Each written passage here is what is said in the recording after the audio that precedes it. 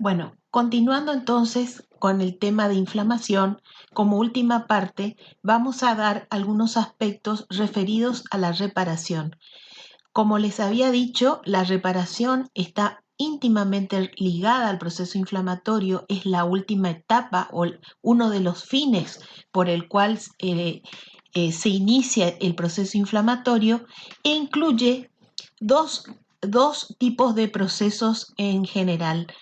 uno denominado regeneración y otro de fibrosis o cicatrización. ¿Qué diferencia hay entre uno y otro? En la regeneración, el tejido dañado es restituido o reemplazado por células de igual estirpe, igual diferenciación. Es decir, se dan en aquellas circunstancias en que el daño tisular no es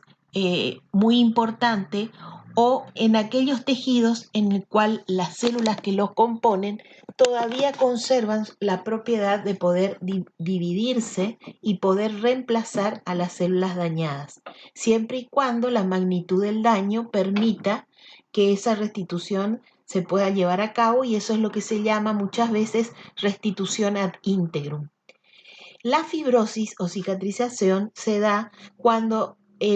la magnitud del tejido del daño tisular es importante, o en aquellos tejidos en el cual las células que lo componen, dada su especialización o su función, han perdido su capacidad de poder dividirse, o si lo hacen de manera limitada, y por lo tanto el daño tisular tiene que ser reparado, siendo reemplazado por un tejido fibroso de tipo cicatrizal. Cualquiera de los dos procesos se pueden dar a veces de manera simultánea, en algunos casos, cuando el daño tisular puede asentar en un órgano, y el daño ha sido lo suficientemente extenso como para que en parte haya fenómenos de regeneración y en parte haya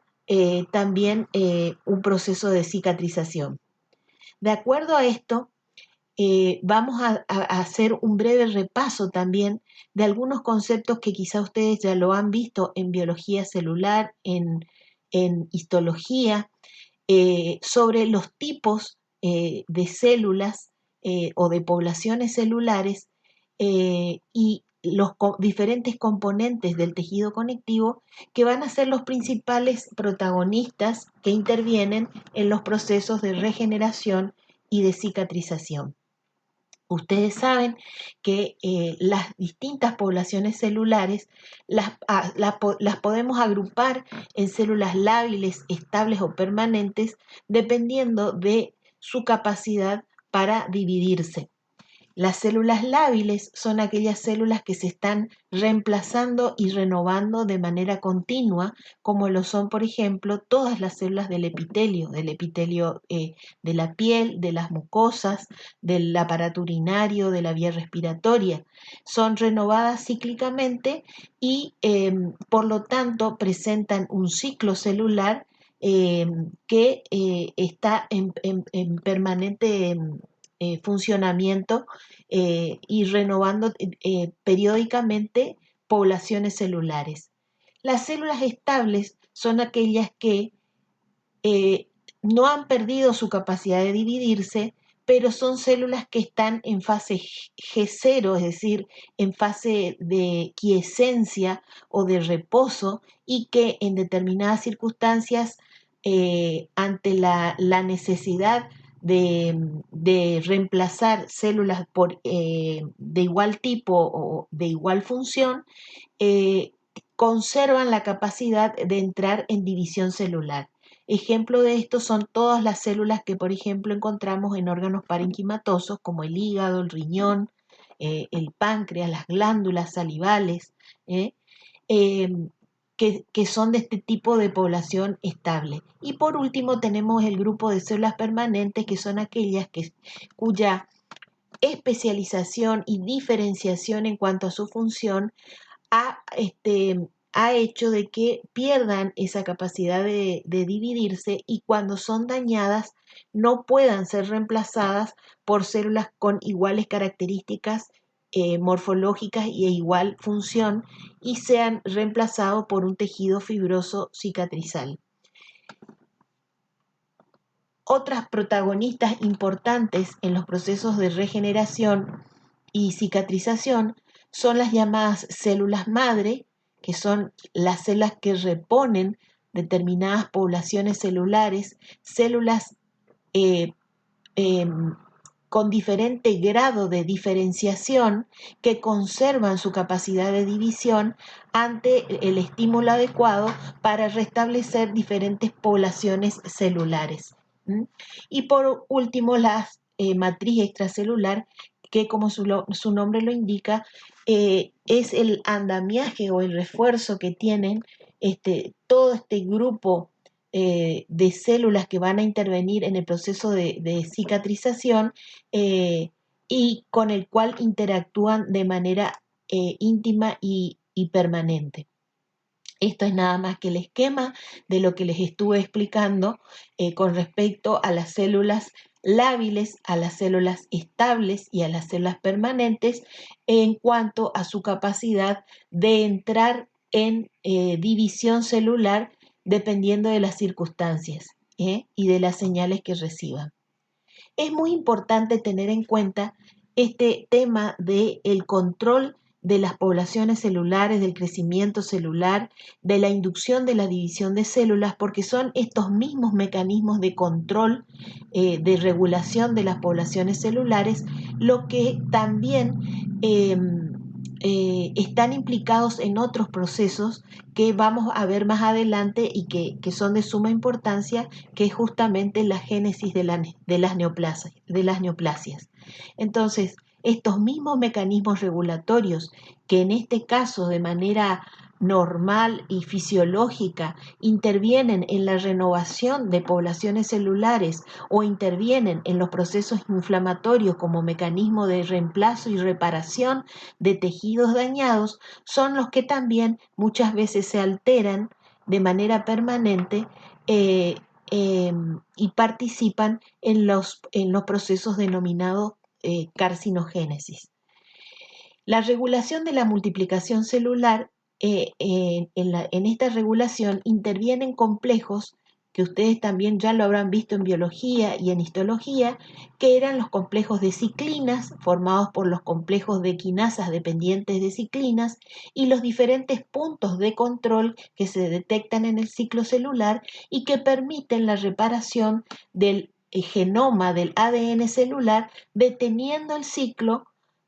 y cuyo principal participante es la proteína P53, que es un gen de supresión tumoral y que es el llamado guardián del genoma. Más adelante, cuando veamos carcinogénesis, vamos a ver la importancia de estos puntos de control en la regulación de la proliferación celular y sus fallas cuando estamos frente a la aparición de una neoplasia. Dentro de los componentes, decíamos, de la reparación, intervienen fundamentalmente la matriz extracelular, que es el andamio que les decíamos de sostén de todos los demás componentes celulares y fibrilares que intervienen en la reparación. Este complejo de matriz extracelular está formado por macromoléculas que se encuentran debajo de los epitelios y rodean a cada una de las células del tejido conectivo. Las células que participan en el proceso de reparación son las que ya estuvimos mencionando ya en el proceso inflamatorio, porque son los mismos participantes, es decir, las células endoteliales, los fibroblastos, las células epiteliales, las células, los macrófagos, eritrocitos, plaquetas y mastocitos, que van a cumplir diferentes roles durante el proceso de reparación. Las funciones de la matriz extracelular son la de sostén de las células parenquimatosas de cualquier órgano, el medio donde interactúan las células, donde se produce el constante intercambio de información que regulan las distintas poblaciones celulares, son el reservorio de esos factores de crecimiento que hemos visto, que son, diríamos así, la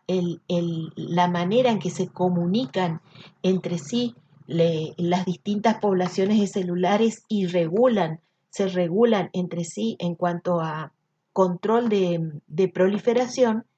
Contiene información que permite dirigir la migración de células, la adhesión, la diferenciación, la organización celular, es decir, la histoarquitectura de un tejido, e intervienen también en la morfogénesis y en este caso en la curación de heridas y en los procesos fibróticos crónicos. La matriz extracelular, fíjense, está distribuida en el espacio intersticial, en la matriz intersticial y en la membrana basal. Sus componentes son fundamentalmente el colágeno en sus diferentes tipos, ahora lo vamos a ver dependiendo de su localización, las glucoproteínas, los proteoglucanos y las fibras elásticas. El colágeno es la proteína más abundante del reino animal y forma el armazón extracelular de todos los organismos pluricelulares. Tiene como función el sostén fisiológico y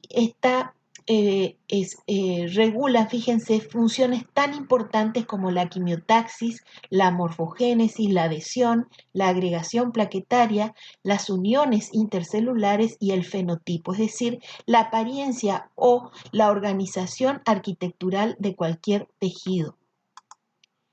El colágeno, fíjense, existen dos tipos, fibrilar y no fibrilar, y cada uno de estos tipos predomina en distintos sitios. El tipo 1 y el tipo 2, fíjense que está en hueso, piel, tendones, cartílago. El tipo 3 predomina en estructuras plegables como vasos sanguíneos y es el primero en depositarse en el proceso de reparación, porque justamente cuando ya tenemos formación de tejido de granulación y fenómenos de angiogénesis, este es el primer colágeno que aparece. Y dentro de los no fibrilares tenemos el tipo 4, que es el que forma las membranas basales, el tipo 5, que es el de menor proporción,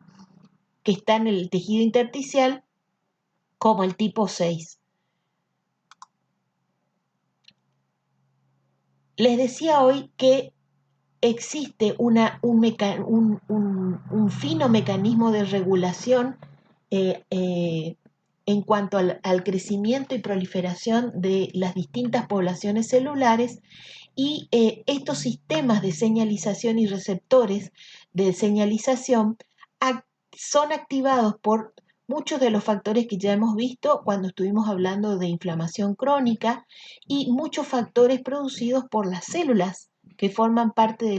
los tejidos, tanto células parenquimatosas como células de sostén, ya sean fibroblastos, células endoteliales, células de la matriz, que están en permanente contacto e intercambiando información entre sí e influyendo entre sí en todo momento. Esta expresión de estos distintos factores de transcripción y distintos factores y sistemas de señalización están regulados por genes que son justamente los que regulan y controlan el crecimiento normal de los tejidos, y a eso es lo que llamamos proto-oncogenes.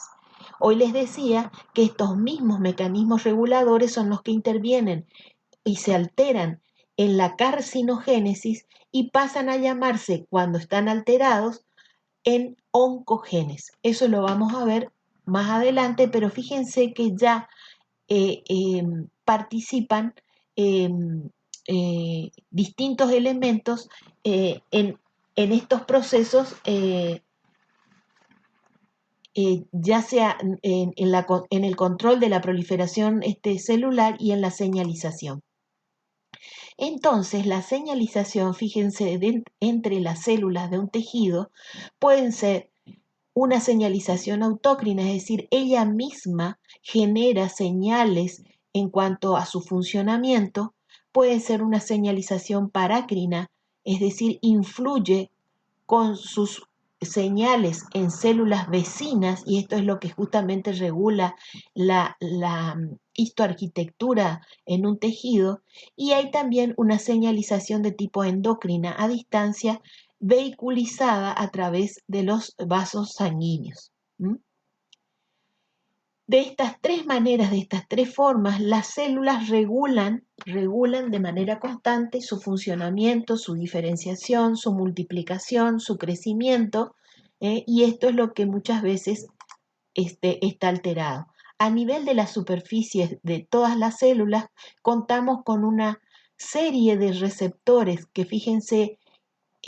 estructuralmente tienen muchísimas formas y distinta composición, que están agrupados en receptores de actividad tirosinquinasa, por ejemplo, proteína G, receptores de citoquinas, etcétera, que a nivel intracelular envían señales y constituyen múltiples señales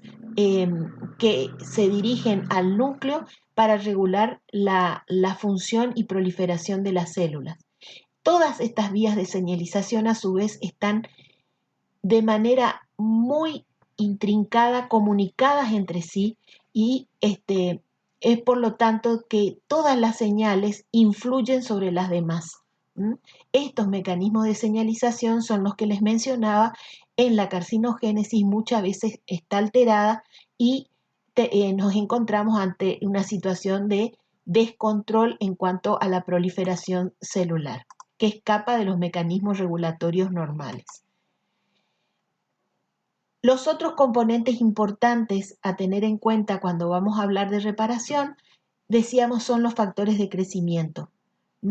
Factores de competencia que transforman en el ciclo celular las células que estaban en una fase quiescente o fase 0 o de reposo a una fase G1, es decir, inician el ciclo celular para dividirse, y factores de progresión que estimulan la síntesis de DNA. Actúan sobre diferentes tipos celulares, algunos más específicos que otros, y poseen también efectos sobre la locomoción, la contractibilidad y la diferenciación celular. Esto lo vamos a ver sobre todo, y el mejor ejemplo son los fibroblastos, que ante determinadas señales y ante la acción de determinados mediadores o factores de crecimiento, adquieren morfológicamente distinto aspecto y distinta función, a veces de síntesis de proteínas estructurales como colágeno o laminina o reticulina, o adquieren a veces propiedades y características de locomoción o de contractilidad, llamándose en ese caso miofibroblastos, que cumplen una función muy importante a la hora de en la etapa de retracción de las heridas. Estos factores de crecimiento ya lo hemos visto y es bueno que se vayan familiarizando con ellos. Factor de crecimiento epidérmico, factor de crecimiento fibroblástico, factor de crecimiento transformante, alfa y beta, que les decía tienen efecto antagonista unos de otros. Uno induce multiplicación y proliferación celular y el otro todo lo contrario, y son justamente los mecanismos de control, de feedback, con lo que contamos para que un proceso inflamatorio y un proceso de reparación, llegado un momento y cumplida su función, se detenga. El factor de crecimiento derivado de plaquetas, el factor de crecimiento del endotelio vascular, las citoquinas, donde mencionábamos las diferentes interleuquinas, algunas con efecto más sobre la vasculatura, otros con efectos más sobre efectos quimiotácticos, otros con efectos incluso en la diferenciación de distintas células que participan en el proceso de reparación, por ejemplo, sobre fibroblastos o sobre fibroblastos que se transforman en osteoblastos o en osteoclastos a la hora de la remodelación de las cicatrices. En la matriz extracelular, fíjense, está formado principalmente por macromoléculas, decíamos que era el sostén de todas las células parenquimatosas, y participan en la regeneración, en la curación y en la fibrosis. Está formado por proteínas fibrosas, glucoproteínas adhesivas, proteoglucanos y ácido hialurónico. ¿m? Y se halla distribuida, decíamos, en la matriz intersticial y en la membrana basal. Esto ya lo hemos visto. El otro proceso importante en el proceso de reparación es la angiogénesis, que también lo hemos visto cuando hablamos de la formación de tejido de granulación, que era justamente, decíamos, el exponente de un proceso inflamatorio crónico y el indicio de que en ese proceso inflamatorio hay inicio de reparación. La angiogénesis comprende fenómenos de vasculogénesis, angiogénesis o neovascularización. La angiogénesis se produce en células precursoras endoteliales a partir de los vasos preexistentes. Los factores implicados en la angiogénesis son el factor de crecimiento del endotelio vascular, angiopoyetinas, producidas por las mismas células endoteliales, por los macrófagos, el factor de crecimiento derivado de plaquetas, proteínas de la matriz extracelular, sobre todo integrinas, proteínas de la matriz celular como proteinasas y metaloproteinasas, que tienen la función, como su nombre lo indican, al terminar en asas, se trata de enzimas, están implicadas sobre todo en la digestión de la matriz extracelular, en los fenómenos de remodelación, o en los fenómenos de digestión de las membranas basales para la angiogénesis. Este esquemita ya lo hemos visto, es el esquema de la angiogénesis, cómo a través de los diferentes factores hay una degradación de la membrana basal, hay una inducción de las células endoteliales a movilizarse y a dividirse para formar nuevos brotes vasculares que primero son sólidos y que después, a medida que se van diferenciando por efecto de estos justamente factores de crecimiento, van adquiriendo el aspecto de una luz y un aspecto de una luz vascular. Decíamos que estos vasos de neoformación son muy permeables, sus uniones son muy lábiles, sus paredes son muy delgadas porque están formadas únicamente por la célula endotelial y la membrana basal, y es por eso que el tejido de granulación tiene ese aspecto rojizo, frágil, fácilmente sangrante, edematoso. Bueno, esto es lo que estuvimos justamente viendo, la formación de los brotes de células endoteliales por degradación de las membranas basales, la división de las células endoteliales, y la formación de nuevos vasos. Este esquema ya lo hemos visto cuando hablamos de tejido de granulación. Y entonces, para entrar en el tema de la reparación comienza, fíjense, inmediatamente que se produce el daño en un tejido, dependiendo del tejido involucrado, de la magnitud del daño, de las características de la noxa y de la capacidad de reparar y de reponerse del tejido, va a ser justamente las características que va a tener ese tejido reparativo o cicatrizal. El comienzo es rápido, en 24 horas. Si no hubo regeneración, en ese caso comienza inmediatamente producido el daño, las células inmediatamente vecinas son inducidas a dividirse y a generar células de iguales características, hay migración de fibroblastos y de células endoteliales, y decíamos que en el lapso de 3 a 5 días, y este tiempo es importante recordar, aparece el tejido de granulación, porque cuando estamos haciendo el control clínico de una herida y de su evolución en cuanto a su cicatrización, tenemos justamente que controlar que en el lapso de este tiempo tengamos tejido de granulación presente en el sitio dañado.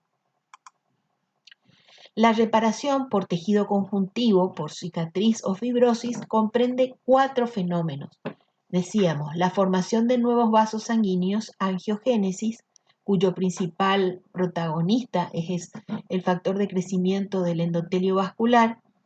la migración y proliferación de fibroblastos a la zona a reparar, inducida por factor de crecimiento fibroblástico, factor transformante alfa, factor de crecimiento fibroblástico dependiente de plaquetas, factor de crecimiento endotelial, interleuquina 1, transformante beta, el depósito de matriz extracelular inducido por factor de crecimiento fibroblástico, el dependiente de plaquetas, el transformante beta, interleuquina 1 y 4, y el desarrollo y organización del tejido conectivo denso, la remodelación de la cicatriz, en donde intervienen las metaloproteinasas. Una diferencia que van a encontrar ustedes en cuanto al proceso y la velocidad en que se instaura el proceso de cicatrización es diferenciar una cicatrización por primera y segunda intención. Esto hace referencia nada más que a la magnitud del daño presente en el tejido. En la curación por primera intención generalmente se da, por ejemplo, en las heridas quirúrgicas donde la pérdida de sustancia es mínima. Entonces, en las primeras 24 horas en el sitio de lesión se va a formar un pequeño coágulo donde hubo ruptura de la vasculatura y de la continuidad del epitelio, si es que estamos hablando de un epitelio de la mucosa o de la piel. En la superficie ese coágulo se deshidratará y formará una costra si estamos hablando de piel o una pseudomembrana si estamos hablando de la mucosa, y en estas primeras 24 horas que aparecerá un proceso inflamatorio agudo al cual acudirán neutrófilos en el sitio del daño. Decíamos que entre los 3, 5 a 7 días en ese sitio deberá formarse tejido de granulación.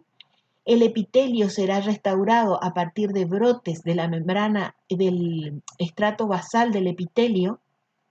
que quedará por debajo de la costra que está en la superficie. Por debajo de esto tendremos que tener presente tejido de granulación. Y a partir de los 7, 14 días y semanas después, ese tejido de granulación irá madurando, irá disminuyendo su componente inflamatorio, irá disminuyendo el número de vasos, irá aumentando su matriz y componente fibrilar para formar una cicatriz. Esta cicatriz es mínima en una herida de primera intención, es decir, en una herida pequeña, en una herida en donde los bordes se aproximan fácilmente, en donde no hay infección sobreagregada o alguna otra cosa que impida el proceso de reparación. Cuando hablamos de curación por segunda intención, se hace referencia a que el daño tisular es mucho más extenso, no puede haber aproximación de los márgenes de la herida, y por lo tanto el proceso lleva un poco más de tiempo, y la cicatriz también lleva un poco más de tiempo quizás en resolverse. También va a haber la formación de un coágulo que ocupará todo el espacio de tejido dañado o perdido. A partir, ese coágulo se forma por ruptura de las paredes, de los pequeños vasos y capilares, de los márgenes de la zona de la herida o de la zona dañada. En esas primeras 24 horas habrá un proceso inflamatorio, como ya hablamos anteriormente. Ese proceso inflamatorio agudo invadirá, colonizará el coágulo, y los macrófagos y los neutrófilos irán eliminando paulatinamente parte de ese coágulo, y se iniciará también a los 3 a 5 días la formación de tejido de granulación. Los brotes del epitelio por debajo del coágulo intentarán cerrar la superficie, y también en el lapso de 15 días y semanas, ese tejido de granulación, si no hubo complicaciones, madurará, disminuirá el componente inflamatorio,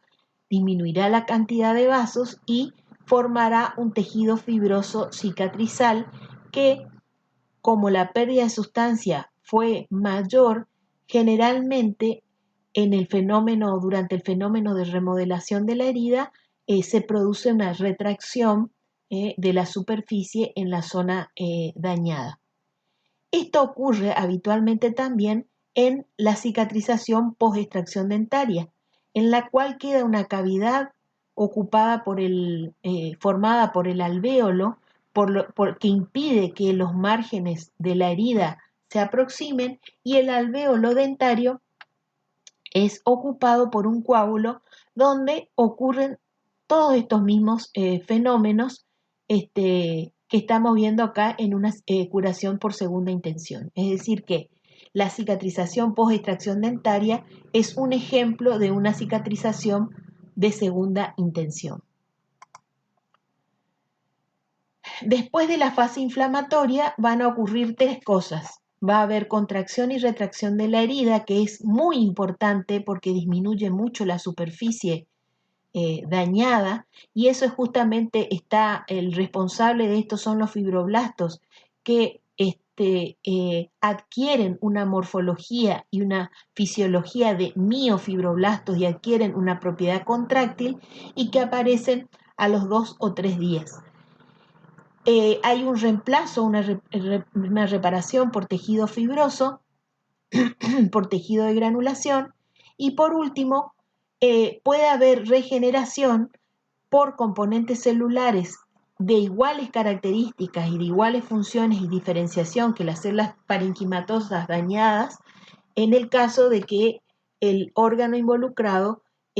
contenga una población celular con capacidad de entrar en división, ya sea una población celular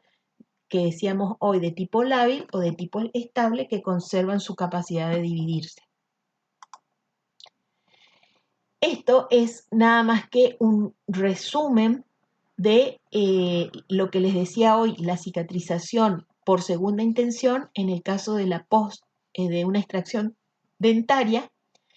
Entonces, cuando se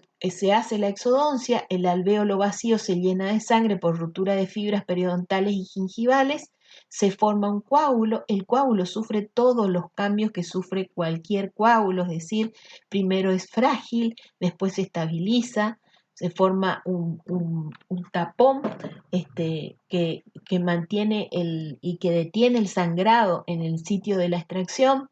Como estamos hablando de la cavidad oral, hay colonización bacteriana y inicio de un proceso inflamatorio agudo con infiltración leucocitaria, y en la superficie va a haber una pseudomembrana, es decir, va a haber la formación de un exudado inflamatorio que va a formar una pseudomembrana ya que la superficie está expuesta a una cavidad húmeda. En la primera semana, entre los 3, 5 a 7 días, tenemos que tener presente que ese coágulo debe ser reemplazado por tejido de granulación,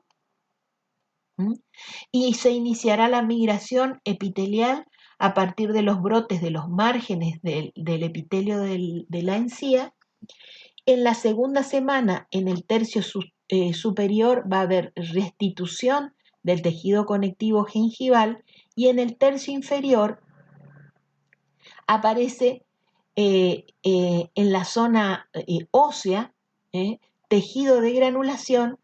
en el que los fibroblastos, por señalización, por esos factores de crecimiento, adquieren la capacidad de formar hueso reticular, de formar matriz ósea y hueso reticular, que sería la formación de un primer callo óseo de reparación. Hay reabsorción osteoclástica, es decir, los mismos macrófagos que también están presentes en el proceso inflamatorio diferencian a células de tipo osteoclástico con capacidad de reabsorber fragmentos de hueso desvitalizado que puedan estar en la zona. Esto es generalmente inducido por las interleuquinas 6, y en la tercera, cuarta semana ese hueso reticular es reemplazado por un hueso laminar, es decir, sirve de molde para la aposición de hueso laminar de matriz osteoide y la remodelación ósea definitiva. Esta remodelación ósea es permanente y va a depender también de la exigencia funcional de la zona. Ahí es donde van a participar también las metaloproteináceas y donde van a también participar los osteoclastos y los osteoblastos, formando nuevas laminillas óseas o reabsorbiendo otras que funcionalmente no sirven. Eso es justamente el proceso de remodelación. Y a los 2 o 3 meses pueden ya identificarse radiográficamente en el sitio de la extracción dentaria estos cambios. ¿Qué factores pueden influir en la curación de la herida y que son determinantes del proceso de cicatrización? El tamaño y el tipo y localización de la herida, el riego sanguíneo, la presencia o no de infección, la presencia de cuerpos extraños, la exposición a radiaciones ultravioletas o ionizantes que retrasan los procesos de cicatrización, el movimiento que también retrasa, la temperatura, entre otras.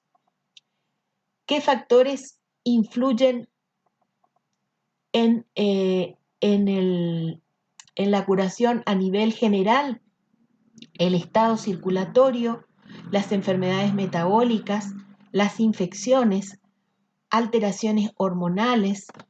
déficits nutricionales, sobre todo déficits vitamínicos, de vitamina C, de vitamina A, déficit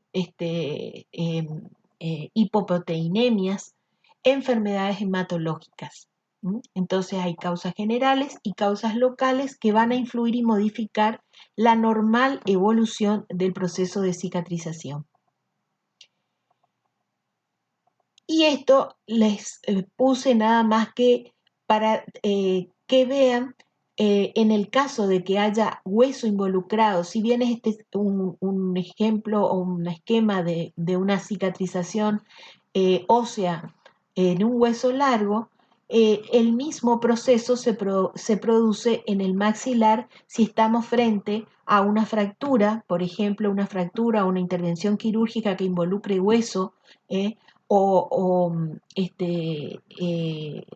por una fractura o por una cirugía. El proceso es similar. En la primera semana, en el sitio de discontinuidad ósea, se formará el hematoma con el proceso inflamatorio agudo,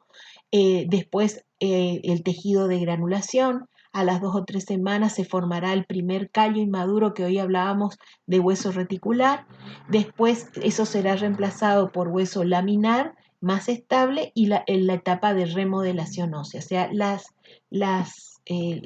etapas son las mismas, el tiempo y las características variarán de acuerdo a la extensión de hueso involucrado en el proceso. Y como resumen, entonces, en la curación de las heridas, tengan en cuenta que hay una inducción de un proceso inflamatorio agudo, que es el propósito justamente es la reparación. En algunas circunstancias puede haber regeneración de las células parenquimatosas en aquellos órganos que conserven poblaciones celulares con capacidad de dividirse.